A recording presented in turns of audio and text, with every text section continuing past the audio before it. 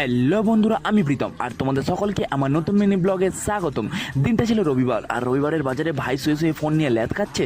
আর এইবারে আজ মা রান্না করেছিল আমার ফেভারিট চিংড়িটা দেখে লোভ সামলাতে না পেরে বসে পড়েছিলাম খেতে বসে দেখলাম এইবারে চিংড়ির সাথে মাছও ছিল। তাই ভাবছিলাম কোনটা আগে খাবো আর কোনটা পরে খাবো। তারপর ভাবলাম মাছটাই আগে খাই, ভালো জিনিসটা লাস্টেই খাবো না হয়। তারপরে সবে মাছ দিয়ে অল্প করে ভাত খাওয়া শুরু করেছিলাম আর এইবারে চিংড়ি দেখে লোভ সামলাতে না পেরে ভাইও বসে পড়েছিল খেতে।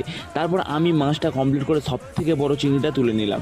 তারপর দুপুরে লাঞ্চ সেরে আমি আর ভাই বৃষ্টিতে ভিজতে বেরিয়ে পড়েছিলাম দোকানে যাওয়ার জন্য।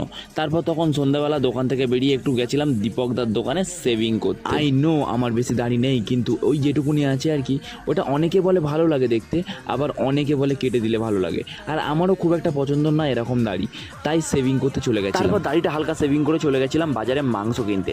আজ সারাদিন শুধু ভালো মন্দ খাওয়াই হচ্ছে। ভাই বললো রবিবারের বাজার আর মাংস খাওয়া হবে না, তাই চলে গেছিলাম একটু বাজারে মাংস কিনতে। মাংস কিনে নিয়ে বাড়িতে এসে মাকে দিয়ে চলে গেছিলাম দোকান বন্ধ করতে।